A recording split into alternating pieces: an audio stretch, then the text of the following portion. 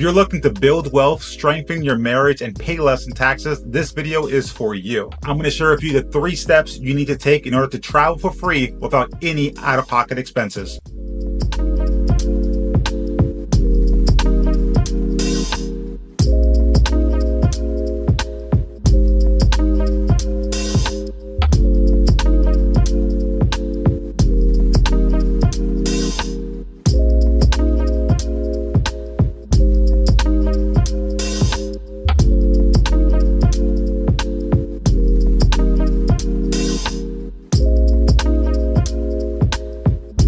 Hi, my name is Alvin Taveras, and if you've been watching this channel for a while, you know that I like to travel, and I'm always smart with how I decide to travel. There's generally 3 types of trips that I like to take. One of them is going out looking at properties, looking at future properties, understanding the market, and these are things that are go into my investment category. So those expenses go against my investments, which I can then use for the IRS. The second type of trip that I like to do is when we use all of our expenses and pay them off using credit cards, and then we use those points to pay for family trips. The third trip that I like to take is what I'm going to talk about today, which is actually traveling with your spouse for free and using it as a business expense to cover all of your bases without any out-of-pocket expenses.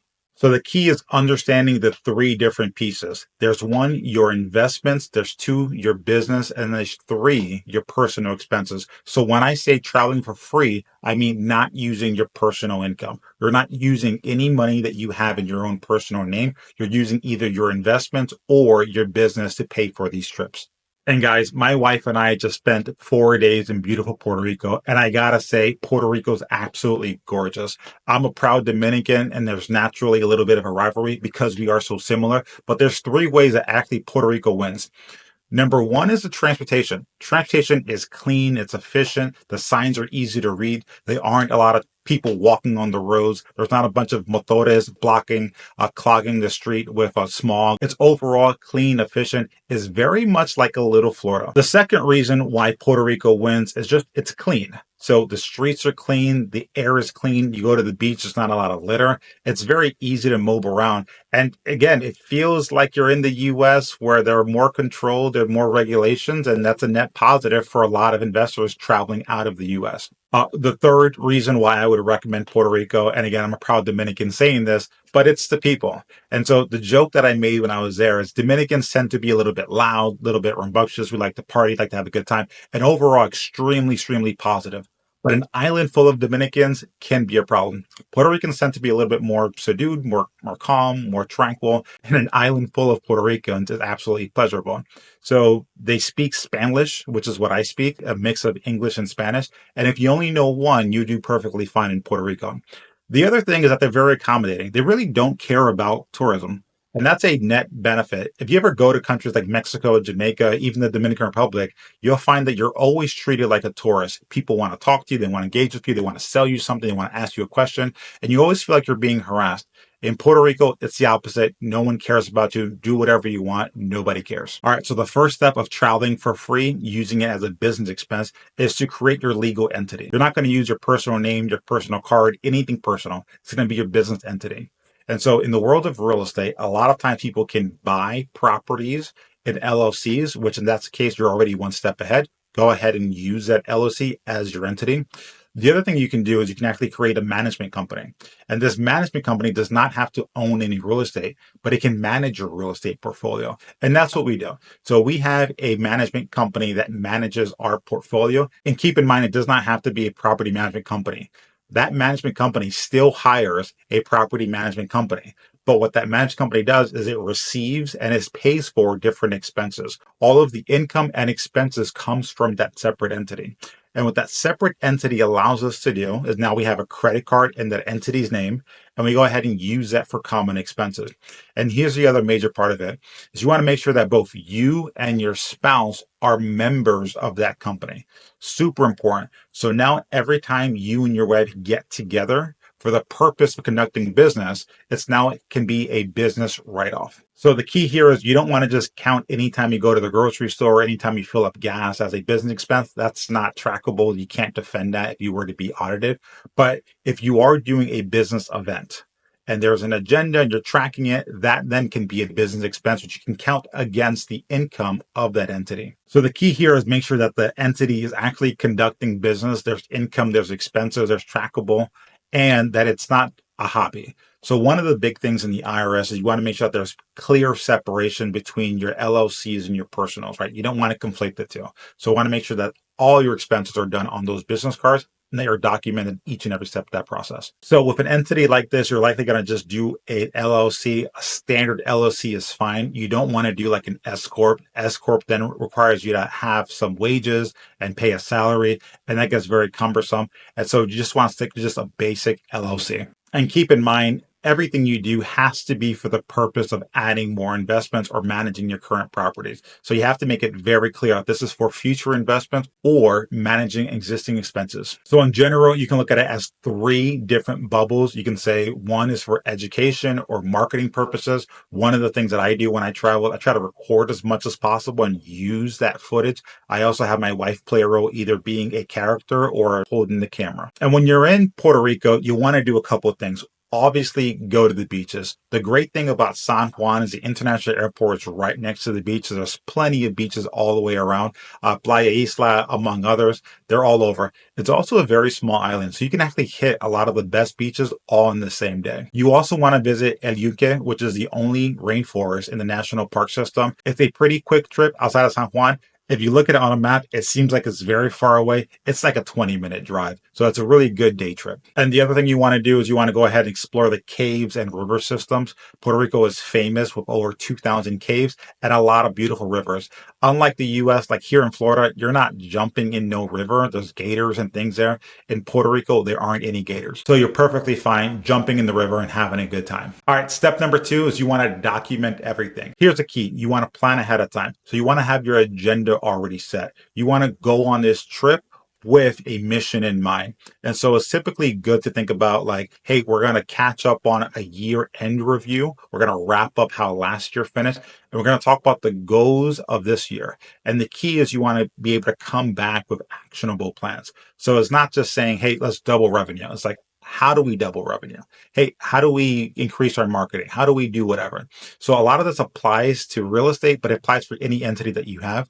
If you have a business, there's a purpose of that business, and your goal is to always figure out how do you maximize the benefit of that business, right? So when you're speaking with your spouse, you want to absolutely have that conversation that says, how do we pull the levers? It doesn't mean that you have to come out of that meeting with any type of radical transformation. You do want to document it. You want to have some rationale. You want to have things planned out. You also want to look at your calendar and fill up each day. So if you're flying out there, what are you doing that first day? If you're meeting at a restaurant, what are you discussing at that restaurant? If you're hanging out by the pool, what are you planning on? For me and my wife, I like planning our goals, our missions during these trips because that's when we get a chance to enjoy the accomplishments of this business. So when you're drinking a mojito, when you're hanging out by the pool and you're talking about your wife, you're almost planning on like the next vacation. You're saying, hey, how do we pay for that next vacation? How do we keep doing this lifestyle? How do we keep enriching ourselves in a way that motivates us to go back home and get to work? So the key is you want to document everything. If you have it on your Google Calendar, right, you want to mark off each of those meetings, all of those lunch meetings you had, you want to mark everything there. You also want to make sure that there's emails being sent about what's being discussed. And you want to make sure that maybe even go with business cards and have notes and agenda and that you have a way to document what's occurring. Now, most often you're not going to be audited, but if you were to be audited, you want to make sure you're doing it the right way.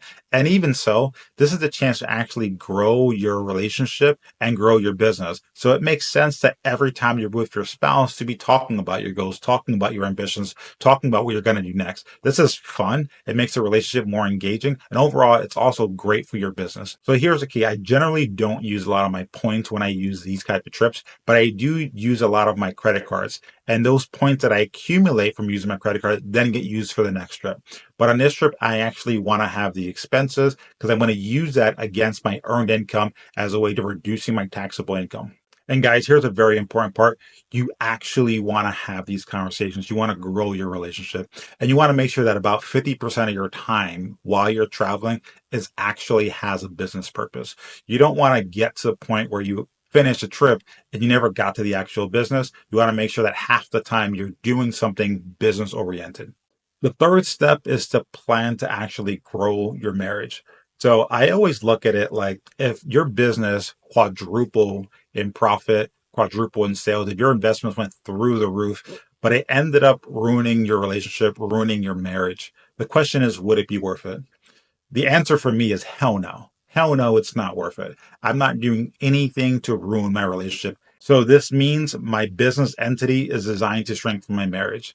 My investments is designed to strengthen my marriage. When we go out to dinner and we go on vacation, it's all designed to strengthen your marriage. And the more that you lean into your marriage, the more that you lean into your relationship, you get more in return. I guarantee you, if you pour your heart and soul into your spouse, you will get more back. And it becomes that if you give 100% and you get 100%, you both end up with 200%. But if you give 50% and she gives 50%, now you're both kind of half empty. So lean into the relationship, lean into investment, lean into growing the business. So a big part of this is when you do these trips is you want to make sure that you're actually leaving an example. My wife and I are married and we leave our kids at home with someone, usually family, when we go and travel. And I think about my son and how I want him to grow up. I want him to mimic what I'm doing. I want him to lean into his marriage. I don't need him to sacrifice for his kids to have a strong, like, no. You lead by example. So the stronger your relationship is, the stronger everyone else emulates it. The other thing is that I deal with a lot of husbands that sometimes try to convince their wives of doing some investments. And a lot of times it feels like this is out of the blue. Like they just brought up that they want to start investing in real estate. And the better approach is to bring your spouse in from the very beginning across the entire journey. So make sure you're buying your properties with your spouse. Make sure your entities are set up with your spouse. The more separation you allow in between these conversations to like have noise fill in, the more separation your relationship is going to have. Versus if you do the opposite, you're constantly including every time you have an idea, every time you have a dream, you have a vision, you're sharing it. Every time you figure something out, learn something new, you're sharing it. Your relationship grows stronger as a result. And it leads to having a lot more trust. So my third advice is to actually benefit from these meetings by actually growing together as a relationship. So of course, have fun, enjoy yourself, but lean into your relationship. And so outside of just the income and business goals, actually go a little bit deeper. Start exploring how your relationship can grow and set out goals. Say, hey, how do we grow as a relationship? Is it going to church? Is it having more friends in a similar situation? Is it planning more date nights? That's a huge component of it. You also want to look at your spiritual goals and say, hey, how do we grow in our faith together? The stronger you are as a partnership, the stronger the business is. So talk about your spiritual goals and obviously talk about your fitness goals. How would you rate your current fitness level? What are the things you can do to improve your fitness level? The more that you talk about these kind of conversations, you make it very purposeful, very meaningful. You almost want to look at having like a 3-stage goal. It's like, hey, this year, next 3 years, next 10 years. Where do we have to be across each of these measurements? And then you want to start creating your investment timeline. You want to figure out, hey, what's our investments that we're doing this year? What are we doing next year? What stage leads to what? Are we going to sell? We're going to 1031? Are we going to do a cash out refi, do a HELOC? How do we acquire the next property? If we look at our income minus our expenses, we look at our savings rate. How do we increase our savings rate? So a lot of these meetings are designed to actually plan and grow. And the more engaged you are, the more buy-in you get from your spouse. And again, when you're on vacation is when your mind is at ease, you're very comfortable, you're thinking in a very clear-headed kind of way. When you're actually working and you're in the day-to-day mix of everything, it's hard to have a clear mind, and not having a clear mind leads to more confusion, more debate. There's times you can't even have a conversation because there's so much already on your mind. When you're on vacation, you're at ease and you can focus on the things that matter most. So to recap, you want to focus on the business entity first. That's creating an LLC and making sure that LLC has a purpose. The second thing is you want to document everything. Document all of your expenses and document all the things you accomplished during this trip, including your agenda, your schedule, and any notes that you have from that meeting. The third part is to actually benefit and grow as a relationship, grow as a couple when you have these meetings. Go beyond just business and talk about spiritual fitness goals, talk about your relationship goals. Make sure that you actually grow together as a unit and your kids and everyone around you will benefit from it. All right, so that's everything. Thank you for watching all the way through to the end. Now I want to hear from you. Have you done a similar type of vacation like this in the past? Are you looking to do a trip like this in the future? If you have any questions or comments, please comment below. I'll be answering to each and every one of them. Till then, I'll see you next time.